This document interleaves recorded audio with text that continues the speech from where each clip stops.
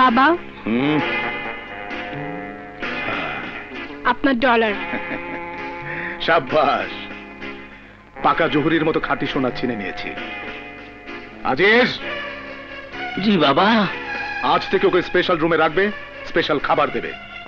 যাও, খেয়ে দিয়ে রেস্ট নাও, কাল বিমানবন্দরে আরেকটা কাজ আছে। থ্যাংক ইউ বাবা। যাও।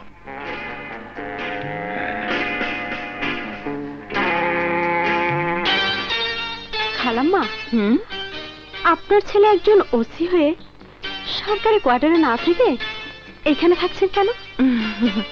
কে জানে মা, ওকে পেটে ধরেছি সত্যি, কিন্তু ওর মতি গতি বোঝা বড়ই কঠিন। পুলিশের লোক তো, তার পায়ে পায়ে রহস্য। শুনেছি ক্রিমিনালরা ওনাকে খুব ভয় পায়। ওনার সাহস দেখে সবার প্রশংসা পঞ্চমুখ। খুবই ভালো লোক।